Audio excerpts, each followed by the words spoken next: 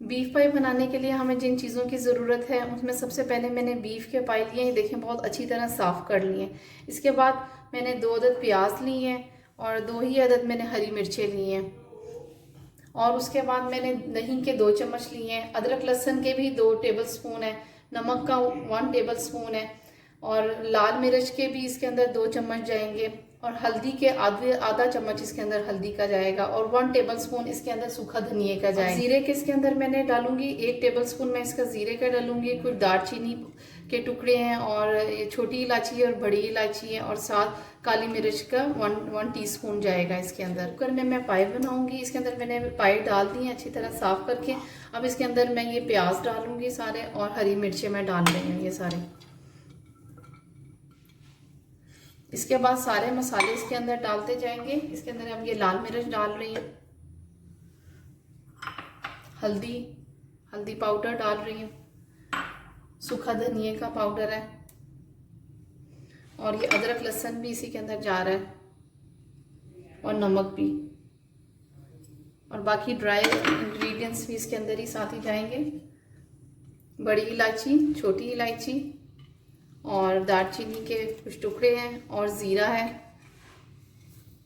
और साथ ये काली मिर्च है। अब इन सबको इसके अंदर मैंने शामिल कर लिए। इसके अंदर मैंने 3 गिलास में पानी के डाल के तो मैं इसको प्रेशर पे रख दूंगी।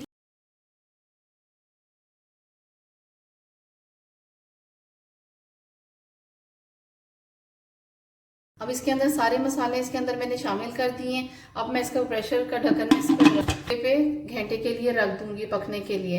अब मैंने इसको मीडियम फ्लेम पे पकने के लिए इसको मैंने रख दिया हुआ है। 1.5 घंटा हो चुका है। अब मैं इसको चेक करने लगी हूँ कि पाई गल गए हैं कि नहीं।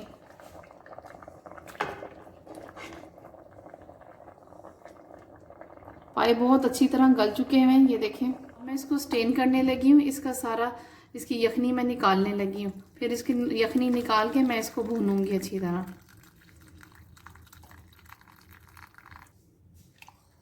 अब मैं इसके अंदर 1 कप ऑयल का डाल के इसको अच्छी तरह भून रही हूँ।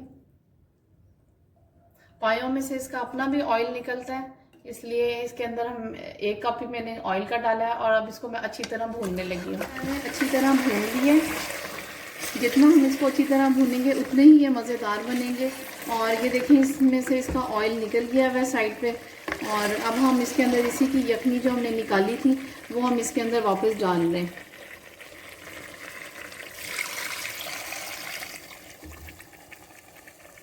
अब मैं इसके अंदर 1 गिलास पानी का डालने लगी हूँ क्योंकि इसके अंदर शोरबा कम है और इसको हम पकाएंगे। अब हस्बे जायका इसके अंदर मैं गरम मसाला डाल रही हूँ, भुना हुआ ज़ीरा और सूखा धनिया इसके ऊपर डाल के।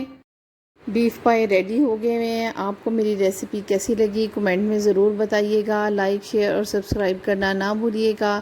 फिर मिलेंगे एक नई रेसिपी के साथ। Thanks for watching.